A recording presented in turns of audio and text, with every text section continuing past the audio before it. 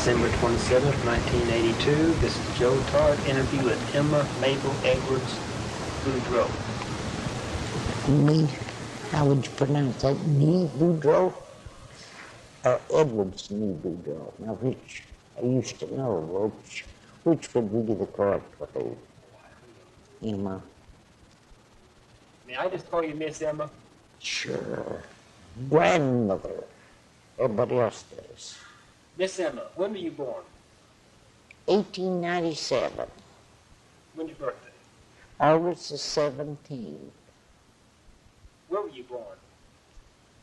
In Antlers. Antlers, Oklahoma. Mm-hmm. Well, it was Indian Territory then, wasn't it? Yes, it was. I.T. Who was your father? Oh, pardon? Who was your father? Oh, T.B. Edwards. Benjamin Edwards. T.B. Edwards. Mm-hmm. What did he do? As far as I can remember, he was the United States Marshal. Did he work for Isaac Parker? Babe, I don't know. I never thought that that's what he was during that time. Yeah. And then he got tired of that and then bought a grocery store there in Antlers. And he and Mr. Fisher ran it for a while, and then he quit and went into Indian affairs, into state, and moved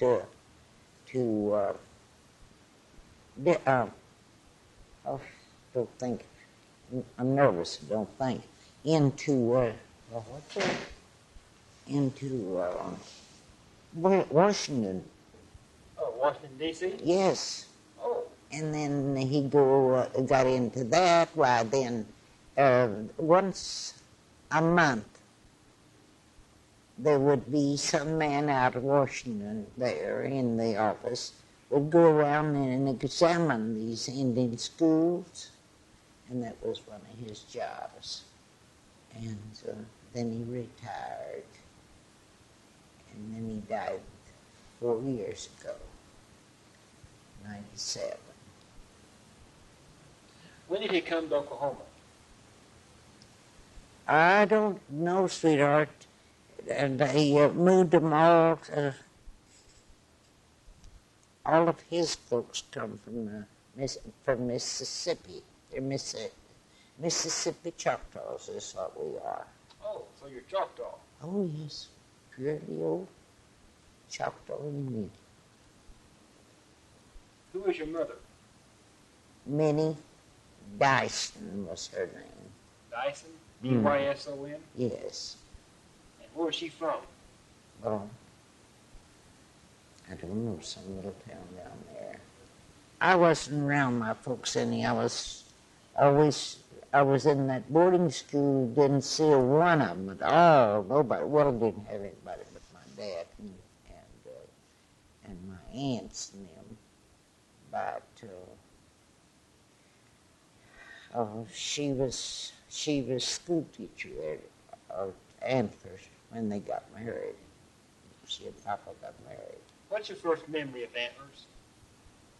What kind of town was it like? Well, honey, it only had about 3 stores, I think.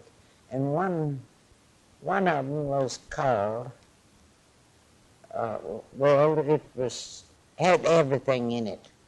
All kind of, it was a farm town, I guess you'd call it. It had everything in it.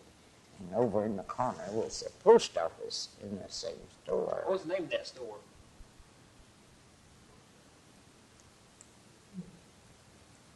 Farmer something, son, but I forgot. I haven't been down there so many years. I've been more in Kansas than I have anywhere since married. But, and when did you go to the boarding school? I went to boarding school when I was 6 years old. What was the name of it? Oh, St. Agnes Academy. It's down here at Ardmore. Been in there at 6 years old and came out when I was 18. What was your What did you study down there? Oh, everything. The government was strict on you. If you like music, you sure was taught music. They taught you how to keep house, give you so many rooms to a month, and then you were judged on that. They showed you that we had a bakery, and you could take bakery, and the government would always come and test every month, see what you're doing in your line of work. What was your average day like at the academy? From the time you got up to the time you went to bed? All right, first thing you done when you got up, they got you up at a certain time in the morning. Then you were dressed and you got in a line and marched down to the table to breakfast. All right, as soon as breakfast was over with, you marched back into the big reception room, a big room, to check on yourself, to see if you're clean enough. Then you went into the school, and you was in there till 12 o'clock. 12 o'clock noon, we had our lunch.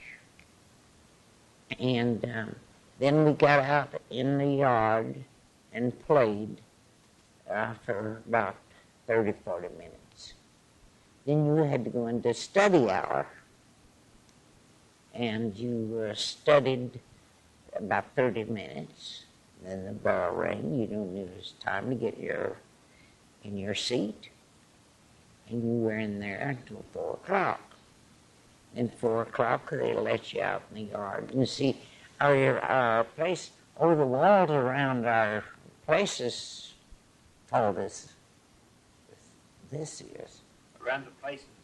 Around the school. Oh. About half the school, Okay. half a block. And you never went out of there unless some of your relation come to take you downtown and had to bring you back at a certain time. And but we didn't have anybody, so my sister and I never did go unless one of the sisters would have to go on an errand downtown, didn't take them along. They'd ask us just because they felt sorry for us because we didn't have anybody to come to see us. And they were awfully sweet, nice to us. And then that was it, 4 o'clock. And then we played around till 5. Then you went back in the study hall and you studied till 6. Then you went in and had your supper at 6. Then you went out and played 30 minutes. And then you had some more studying, another 30 minutes. Then after that, we got in line and all marched. I think we had 4 dormitories for 250 girls. And we went into the after our study hour was over in the evening. Then got in line and marched to our dormitories. They got ready for bed. And then they'd go around and see that everybody was in bed before they'd turn out the lights. And then after that, we were sound asleep till 6 o'clock in the morning, and then they woke us up. What kind of food you have? Well, now we had just like really, excuse me, but better than we have here. But ours was, they had cooked in such big pots and things. Beans and potatoes, and always had hot bread because the bakery was right there. We had, what was your favorite subject? What was your favorite subject there? Mine was history. I liked history very much. And then I was going to study to be a nurse. So I took that for about a year and a half. And then when we come out of school, in May, Papa got married again at Purcell. And so they let us come home for, it was supposed to be 2 weeks. And I got acquainted with a lot of young folks around there. Never saw anybody but girls, at school. And I got to run around with 3 other girls that had friends and had brothers. And so I'd seen what a good time people had outside, going visiting, going to ball games and things. And they said, well, you don't have to go back to school. You're 18 years old. But I'd been both so many years I didn't know. And not about my dad, because I never got to see him more than a couple of times a year. But anyhow, my sister, like 4 years of finishing, and I had finished. And so they just taught me a notion. So I went in one day and I said, Dad, I'm not going back to Ardmore. You're not going to Ardmore? I said, no. I said, I'm 18, got to finish school. I want to take a business course here. Because all those one I run with, as they'd finished, that's what they were going to do. So I said, go back. So I didn't. So they started my sister into school there. And I took a business course then. And, of course, met my husband. His sister was in the bunch that I run around with. And I met him, I guess, about the last of August. And I was there a while before I met. And January then, we got married. I got married. So. What year was that? 17. 1917. I believe it was 17. What was your husband's name? Louis Francis Boudreau. Was he from Ardmore? No, he was from Purcell. Oh, Purcell. No, I never got acquainted with no one at Ardmore because I never was out any. You know what the outside world looked like, hardly. And did you study the history of the Choctaws?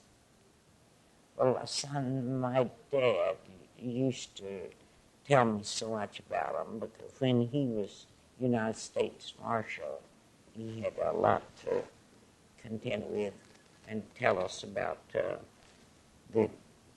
they never did fight among themselves. It was always somebody else they'd ever fight with.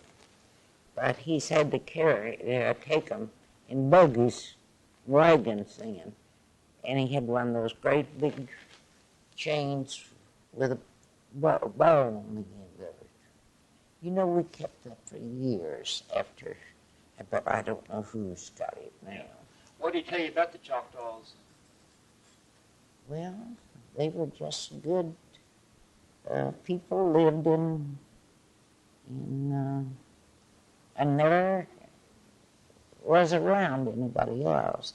Now, my grandfather, Papa's father, had the ferry and used to bring the Indians from Mississippi over to those little towns around there. And what was his name? What was your grandfather's name? Oh, what was my grandfather's name? Oh, honey, you ought to come to me 10 years younger now. I go back and think a lot more. Henry. Henry? Yes. Henry Edwards?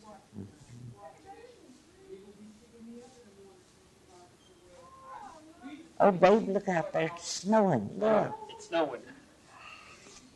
Mm. And, Your grandfather had a ferry? well, I don't know whether it's his ferry or not, but they bring loads and loads over on the water and go back, bring in more. But after they got over here, why, there was one family that my granddad kind of liked better. So they said, one was named Chuck, his name was, and the other Indian was Chick. And so after they were over here a long time and done whatever they did, got into work and everything, but anyhow, they got provoked at one another one time, and they got married. And so Chuck says, you call all of your tribe of young folks Chickasaws, because you're Chickasaw. You're Chick. You call them Chickasaws. And all of my dad's from was named Choctaws. So that's how Choctaw and Chickasaws are cousins. In the When five. did that take place? That was about the year I was born. Or so. I don't know. See, there's just 5 civilized tribes. Yeah, right. And so... Did you ever hear of R.M. Jones? yes, I've heard my dad speak of them, but I don't know. What did he say about him? Well, he just thought he was a nice man. He was high-tempered. But other than that, is about all my dad remember hearing about it. But, and I was never around my dad very much after I got married, because he moved to Menard, Texas, and lived there. And I lived, of course, in Arkansas City. So we lived there 46 years. So you lived in Arkansas City? Yeah, Your husband? 46 years he railroad Oh, your husband was a railroad worker? conductor. He was a conductor. What railroad? Santa Fe. Run. He used to go through here every other day. And so that he was conductor for Santa Fe. And let's see. I was going to tell you something else, but it went yonder. I can't think of it right now. But Did you know Muriel Wright? now, my dad, I've heard them speak of all of them, like Albert here, that he and my dad was just the best of friends. And You ever go to Boggy Depot? I've been there, through there, but that's all. But, When's the last time you were there? oh, honey, it's been 20 years ago. My husband and I was out on his vacation, and we used to go by there all the time. Idabel and Valiant, all those southern places. There's more Indians down in there, in that part of the country. Yeah. So Yeah, your husband they're worked, like me, they're getting old. so your husband worked for the railroad, and what did you do? What did I do? Yeah. I didn't do nothing until the war started. World War II. All right, my son went into service. My husband was on the road, and so I started the first canteen on the largest one on the Santa Fe division in the old dining room the Harvey House dining room.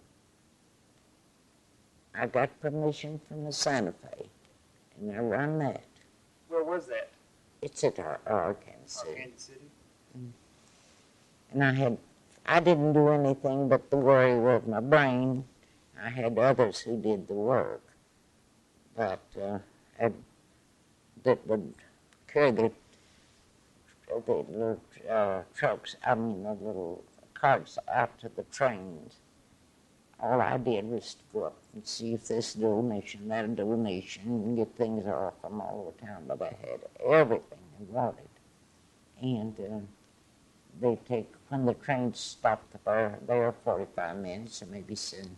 If they stopped there long enough, they'd let them get out and come in because that old Harvey House dining room was an immense thing at that time.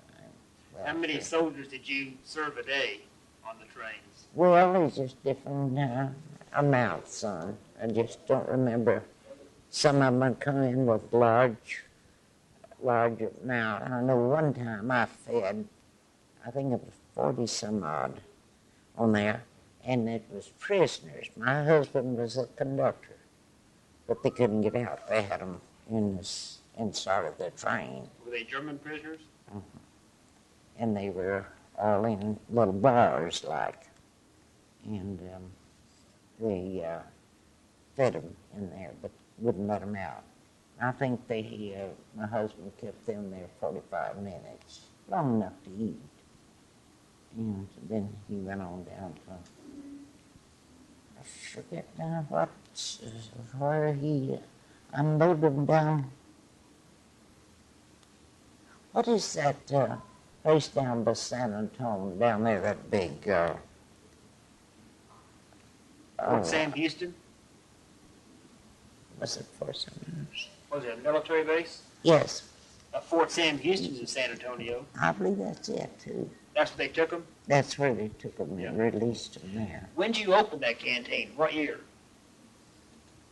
Well, the first year the war started, down into World War II. Well, it'd be either late 41, early 42, because it started in December 41. Well, and it was about 41, yeah. Every bit. They've got on plaque down there hanging in the courthouse at Arkansas City. And where I started it, I was the first commander of Post 18. And I had a post there. Then the National Convention they put me in as organizer.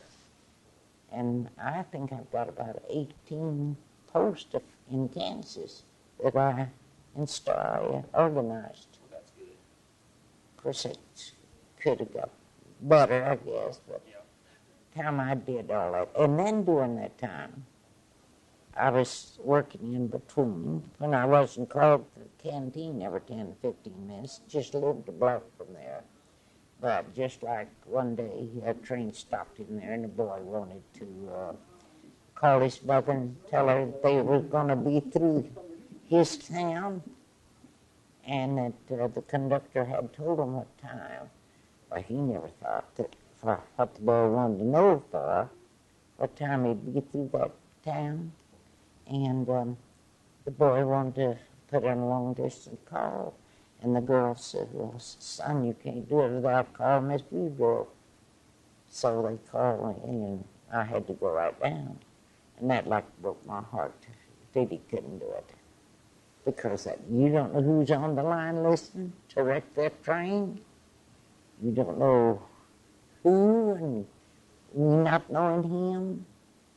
He may have been notifying, and it was a train we were worried about. So that'd kill me. I'd say, no, you can't do it, son. So wasn't a way we could let her know at all. But just things like that. Then I got all excited, had a little more time after getting the post all settled down. And I started taking nurse's aid training. and I went 8 weeks to nurse's aid school every day. Now you can just go in and sign up and say I've had a little experience, go to work. Back during the war, you didn't. You signed, or you had a slip of paper that long every night, and our teacher had, what did you do today? What time did you go? And the teacher took you once a week out to the hospital, and you had to show what you could do. And I guess I did. Well, we went 8 weeks, yes, 8 weeks school. And then I went to work helping them in the hospital. Of course, at that time, you got no pay. You was working for the Red Cross. And I worked out the hospital then, helped them. And then here about 6 years ago, after my husband retired, we moved down to Newkirk, and just so close to Kansas line, just 12 miles. And they were unsure of, at the little nursing home there, unsure of help. And I live, my husband and I live right next door to the chief of police department. And of course they knew I'd worked as nurse's aide and all. So he met this lady, he knew her so well uptown that day, and she said, well, I'll tell you, if you try to help me find somebody, I've got to have help, I'm running short. And he said, well, I'll tell you, I'll go home and I'll beg that old Indian squirrel up there to see if she won't come help you. See, she's cool, of course. So he come back, he and his wife come over that night. And, I didn't have nothing else to do. And I said, well, I'll tell you. You tell her she'll give me 7 in the morning to 3 in the afternoon. I'll see if she likes me or what I can do. It's quite a bit. And I was the only nurse on duty from 7 in the morning till 3 at night. I had all those papers to fill out on each one, how much medicine you give them and everything. And if I hadn't gone to school, I wouldn't have known how to do it. And so I worked there 3 years after I got started. And then my husband got feeling bad and all, and we just had the one child. And he said, let's just sell out and go to Denver, be close to him. So that's where we went. Now, when did you move to Arkansas City? Oh, baby, now wait a minute. For a while. 6. It's been 6 years ago. That would be what? Don't ask me. Try to remember like I used to. You'd think I was dumb as door, but I'm not. Oh, goodness. But you lived in Arkansas City 46 years? 46 years. He was conductor. What did you do during World War I? 1917, 1918. Yeah, and I just thought, let me see. Now, my husband didn't have to go. He was too young. But his brother went over to Germany. So I didn't know much about that now. Mm-hmm. What about the Depression in the 30s? Oh, it was terrible. We had to have stamps for everything. And you had to be sure you didn't run out of sugar or coffee or anything like that. But we ourselves had plenty, and there's a lot though, didn't we? Yeah. more children they had. But your husband was a conductor all during those years Oh, of the yes, Depression? yes, yes. Well, that's not World War I you're talking about. Well, yeah, World War I. Well, now let's see. He finished school at Ardmore, and then he worked in the bank a year. And then he went to work for Santa Fe then after he got old enough. And had to be 21, but some way the tongue slipped and he told me he's 21 and 20. And so, anyhow, he went to work for them there. But he was just right ready to go. Yeah. And then all through the 20s and 30s, he worked for the railroad there in Arkansas City. Ever since, well, 45 years, and just been out 4 years. Yeah. And so you all, and during the Depression, he was a conductor for the Santa Fe also. Yes. So you all, the Depression didn't hit you that bad then? Not as bad as it did a lot of people, but, oh, honey, we worked for $75 a month a lot of times back then. The railroad just didn't have it. And, of course, time you pay for your taxes and everything, well, it was bad, but we were blessed.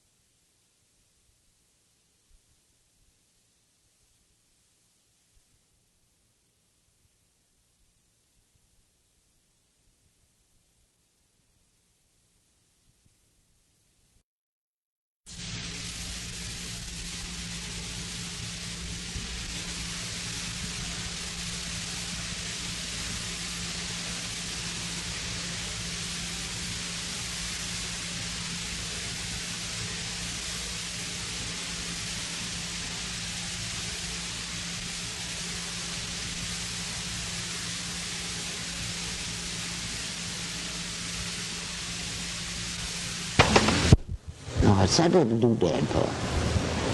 You're not taking everything I'm saying. Oh, part of it. Bless your heart, I wondered what, and it didn't dawn on me to say, well, what are you doing with that and writing too? That little thing I have I pinned on you? Yeah. That's a microphone. Well, honey, I've seen them on television, but I never had one. Oh, dear. Oh, me. Well, I'm awful. What's your fondest childhood memory? Sweetheart, I had none. Because at the time I was 6 years old, then I went right into school, Ardmore. And it was the same old thing, day over day. What kind of chores did you have in the school? Well, whatever you picked out that you would like to do. Now, my part, I like cleaning. So they give you help. I had the sweeping and the dusting of the 3 halls. And doorbell. You had to have somebody to answer the front door, see who comes in and who comes out. That was in my job, too. And then I took piano, and I had to practice every day for 30 minutes. And who was head of the school when you were there? The government. The sisters run it. Sister Mary Thomas was she's the elder lady, but we all called her Sister Mary. Was it a Catholic school? Yes. Yes, the government. Who was the priest there? Well, Father Walrup. Who? Walrup. Father Walrup? Mm-hmm. But because I couldn't think of his name one day. And of course, their school was over on the other side of ours. And all the way you could see over to theirs to get up on the second floor, up on our second floor bedroom, of our bedrooms were. And we'd go up there. And so I was happened to see one of the boys out there. I wanted his name for something. I don't remember now what it was. Some kind of history I was studying. And I hollered, "Hey, what's your name? What's the priest's name over there?" "Oh, George, somebody standing in the back of in the house and right behind me," and said, "You come in." Right, I've been disobedient 50 times. Oh, I tell you, I believe that was the one time I was ever punished. What'd they do? I've been disobedient 50 times on a piece of paper. Oh, dear. What was Father Woolworth like? Very nice, very nice. Irishman. He was an Irishman. And, but of course we never did see him, only when he'd have to come over to on business about the schools, because his part of the school was run with the government the same as ours, you know, as Ireland was the same. And you were married in, oh, go ahead, I'm sorry. I wasn't going to say nothing. You were married in Purcell? Yes. In 1917? Mm-hmm. Were you married in church? Oh, yes. What church? Catholic church. What's the name of it? Confess me. I have to call over there and ask Georgie. Mine. How big was Purcell when you were married, 1917? Well, it hasn't grown too much more, but quite a bit. But the main street's the same old main street. A friend of mine, just before I came out here, came down got me, and I stayed down there a couple of days with her. And her father-in-law and mother-in-law run a grocery store there, and it's real close to his of ours. And so you park, you go on this side, Main Street, but you park in the middle of the street. You're parking. It's the same thing. But now out the edge of town, they say they are building a lot of different things. But the main part of the town is just like it was. And of course, I've always been a person to never meet a stranger. And we were there 2 years, I guess, after we married. And what did he do those 2 years? well, he worked in the bank a while, and then he worked for B.C. Clark. You know, you're B.C. Clark. Yeah, the jeweler. Oh, yes. He worked in the store there for him for a while. Did you know B.C. Clark? Oh, do I? My wedding ring, engagement ring, and everything. I got my wedding ring on. We bought from him. What kind of man was he like? He was the most dearest old man you ever saw. Kind to everybody. I just talked to Vera the other day. Who's Vera? His daughter. She's, and Bill. They had Bill and Vera. And the elderly daughter, as well as I know her, I cannot think of her name. But she's gone. I've known Mr. Clark ever since the first day. The first day I went to uptown after Papa and them married. We went down there. Why, I had a pen I'd got for the government gave me for baking bread. It had big laundry. And I just loved to do that. And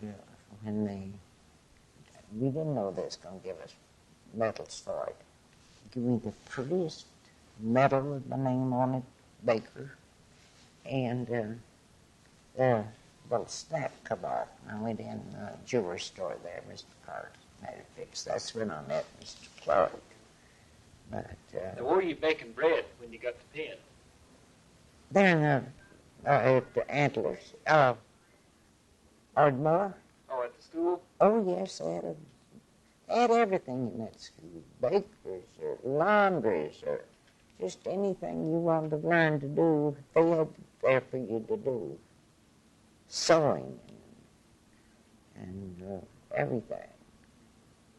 But I love music. And those days, we just went to the 8th grade in music. And then you had to go to a different college or some other place. But that's as far as the government would take us. And I was in the 7th, I'd finished the 7th. So if I'd gone back to school, I could go. And I said, shoot, I couldn't play Yankee Doodle now. Children want me to play when I come out and see them. I said, my gosh. Just, I haven't paid any attention to it so long that I had other business. Got married and then took on all this other thing. Did you write any poetry? No, and the nicest thing, I just got a letter the other day from when the war first started, and I had to have somebody do my writing for me, Stacey, and my correspondence and everything. And she was a retired school teacher, and she taken care of all my book reading. I get a letter from the government or from some of them. Grace, got a letter, come up and get it, or I'll bring it down to you. And she did all mine, and she's still alive. Where does she live? At Arkansas City. And but I loved our railroad life. Did you know these two men named Chuck and Chick? No, my dad did. Doing well. But I was 2. When they got old, I was 2. Maybe not even more yet, I don't remember. But that's the history. Papa tells that a dozen times. Yes. Do you have any more stories about the Choctaw Indians, about their history or legends about the Choctaw? No, I don't, son, anymore. I used to. I keep up everything. What about the removal, when they moved them from Mississippi to Oklahoma? Just drop them off at different towns, and then they start from there. Start their way of living. Put their teepees out and live in them. Then the government got a hold of a lot of them and put them in government schools. Now, they went out to the Arbuckle Mountains. There's quite a few Indians out there that's not, well, they're not wild Indians, but they're just not educated. And they'd go out and get those poor kids and bring them in and put them in school. And, they were awful hard to try to show them the way of living, But there's several of them that finished at Ardmore, didn't know nothing, didn't even know how to comb their hair. And take them in there and, oh, bless their hearts, they had what they call mites in their hair. And the sisters appoint just certain people to take care of those, wouldn't let the rest of us get around until they got that all cured up. And one of those girls is in Washington, D.C. today, in some kind of government work.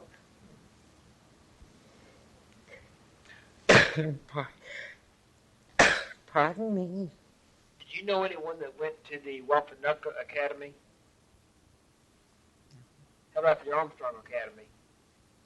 No, the only ones I knew were The Ardmore? Ardmore, St. Agnes? St. Agnes Academy. The Indian school. The government paid for all of us. We didn't have to pay a thing. Well, pardon me. Did that thing pin on me make me cough?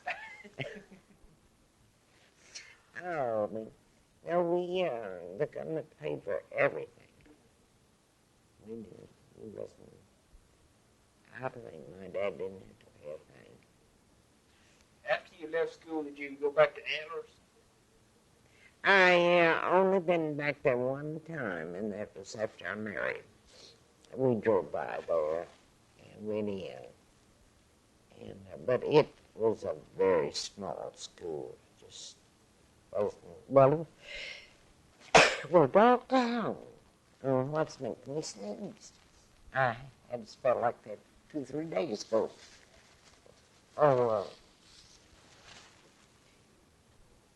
The Antlers, such a small place.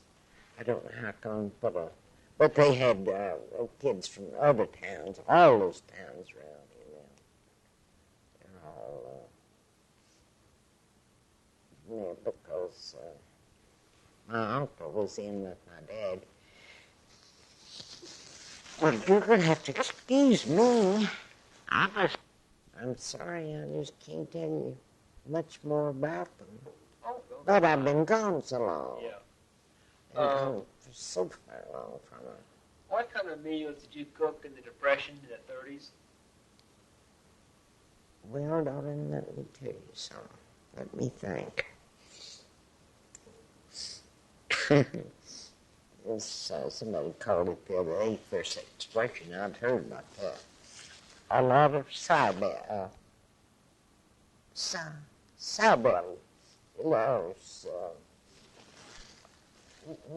bacon grease, or bacon side bacon, and hogs, meat, kill hogs, and but I was blessed to be up a little further up that I didn't have it. Now I know a lot of people. Well, my husband had a cousin that he had a laundry there at Arkansas City. I can remember that. And but he lost it. People got to where they just didn't use the laundries. And so he come to, that was at Purcell. And then they moved to Arkansas City. And they just didn't have nothing to live on. So my husband told him, well, did you try to get on welfare? I guess it was called welfare. And I said, Roosevelt will help you. And he said, no. Well, he said, come down, let's go down and we'll see. And he took him down there and at the office. And they gave him a job, $22 a month. They'd give him a little house for $7. And give them all their groceries. They got, because they lived out the edge of town, and I'd take them in, drove them in, and they'd get stuff to cook with. And it was just plain old beans and potatoes weren't anything. And back then, people had more gardens. They raised their tomatoes and things like that. But he was given the house, $22, and their clothes for winter. What kind of job was it? With the Well, railroad? no. He worked building out on the highways. They just toilets and they gave him Was it kind of like a WPA or a CCC? yeah, but that's what it was. It's them work. When's the first time you came to Oklahoma City? Who, me? Yeah. Oh, dear. Not until after married. It's the first time I come to Oklahoma City. Because I had never come up here because it's Ardmore, and then Papa got married. And as I say, just a year till I got married, and I hadn't come up here. But after we got married, I come up here a lot. And here's where all my side of the family lives, here in town. But, and I could, up until 20 years ago, I could speak Indian just as good as any of them. So I would speak. In school, they finally had to make us quit because so many Indians coming in there. You speak Choctaw now? No, that's what I say. Up until then, I could just hold a conversation with them. You ever hear about Push Mataha? Oh, yes. What'd you hear about him? Well, Push Mataha was a well, you see, there's a county named after him down there. And my dad knew all of them, and everybody that was around there. What did you hear about Push Mataha? Well, now I can't remember for sure what my dad said about him. But anyhow, they were good friends. And my dad can remember when the county was, what do you call it? Is it county or state? Push Mataha. What did you do on statehood day? Just stood out in the yard and hollered and wondered what it meant. We was looking to see if we could see any changes in it, you know, because they woke us up that morning and said, 12 o'clock, Push Mataha. Ardmore's going to be Oklahoma instead of IT. Well, we couldn't hardly understand it. What's the IT? It's the Indian Territory. Well, we didn't know what it was. But all day long, well, we thought that was so funny, you know. You couldn't see how they could change it. And when you go to write a letter or something, oh, that's when it was hard. Try to change, instead of putting Ardmore IT, put Ardmore, Oklahoma. Oh, that was the hardest thing for us to ever do. But we got used to it. You did go to Ardmore, didn't you, while you were at the academy? Huh? Did you go to Ardmore while you were at the school? Well, the school's right there in town almost. How big was Ardmore?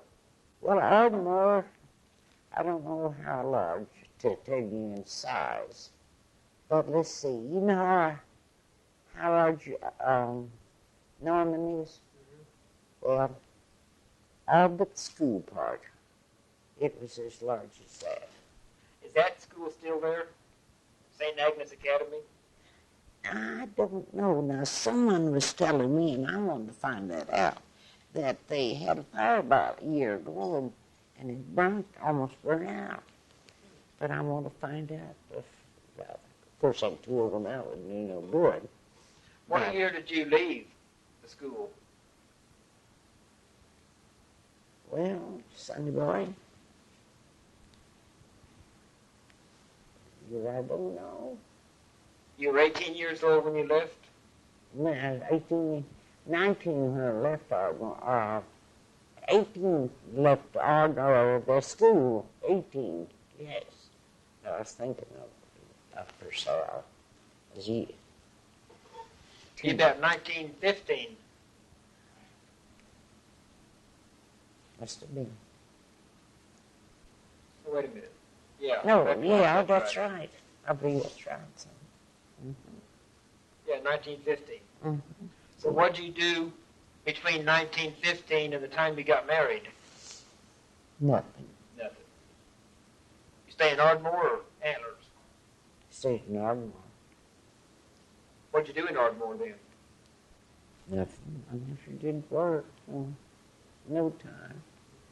Until World War II was the only time I ever worked. Then I worked so hard, I had a stroke, and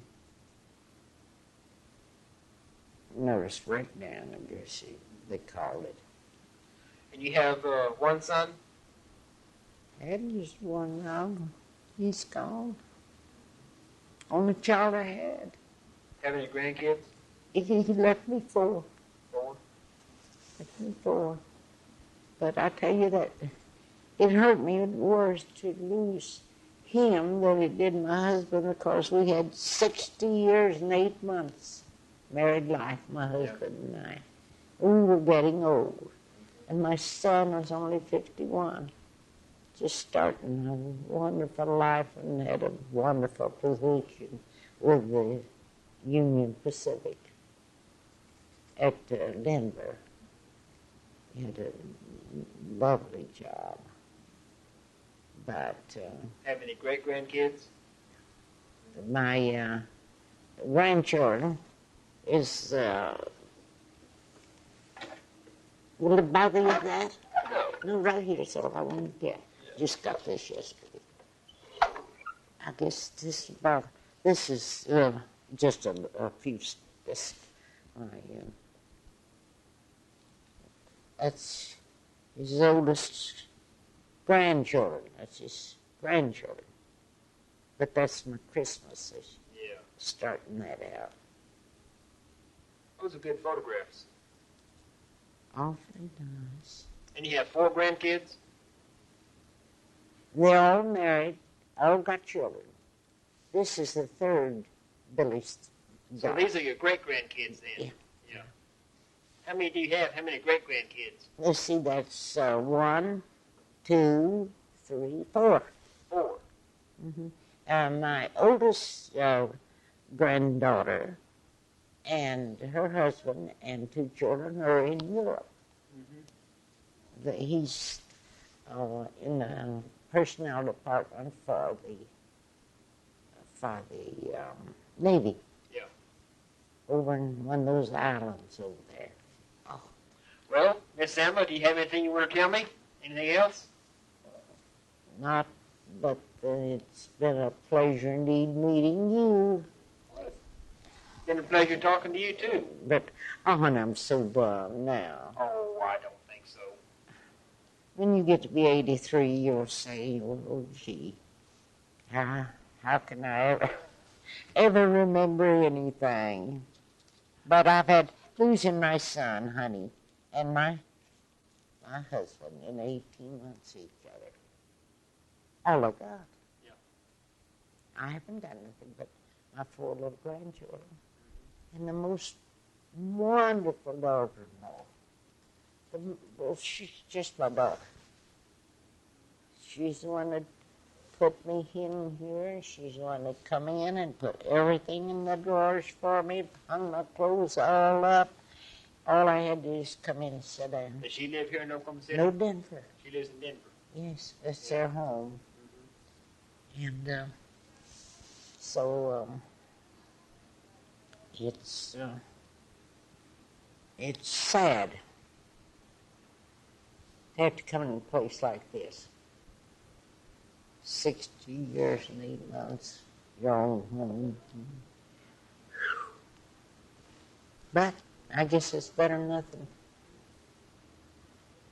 But I could have paid somebody if I could have got them to come in and take over and be home and everything.